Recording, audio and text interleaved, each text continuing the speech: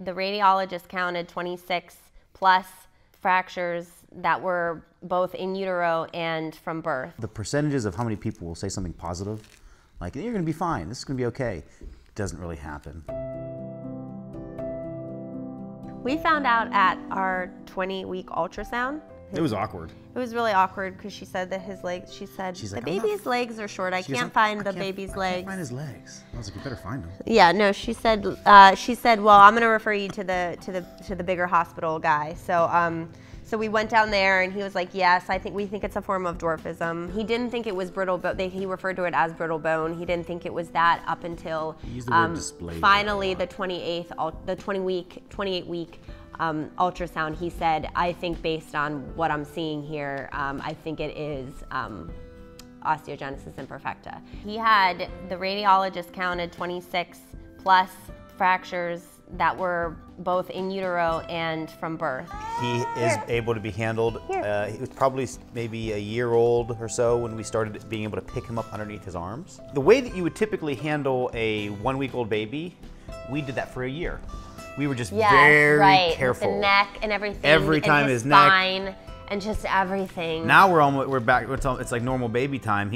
And we didn't know if he was ever gonna crawl. Even after he was born, sure enough, he pulls his whole body along. I mean, if he was that fragile, his arms could break while he pulls himself. I think the unknowing part was really hard for me because they couldn't tell us if it was lethal. They couldn't tell us if the baby would survive birth. They gave us no information about what we could expect. So it was I feel like that 5 months of my pregnancy was really a lot about faith and a lot about, staying present and moving through it because it was so unknown. The percentages of how many people will say something positive, like, you're gonna be fine, this is gonna be okay, doesn't really happen.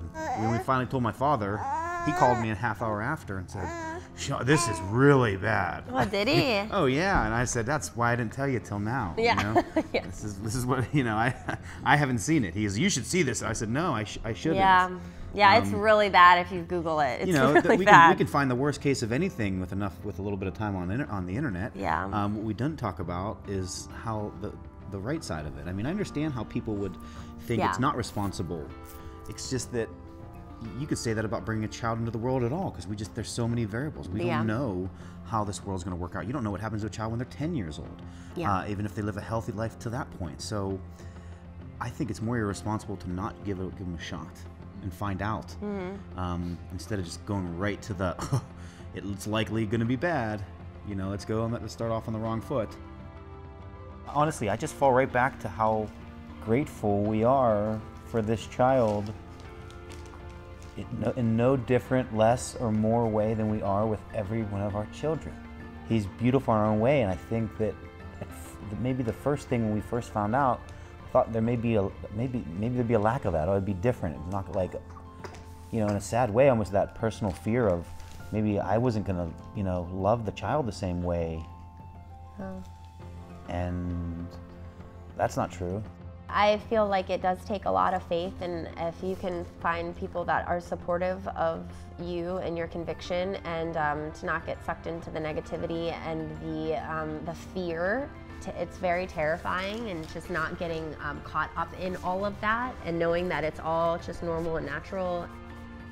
For whoever listens and gets a scare information, that just know that there's a lot of things that aren't getting mentioned, how things can work out.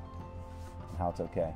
There's certain things that kind of define you in life, and so I think that it's all just a good journey, and just be as positive as you can be, and have a lot of faith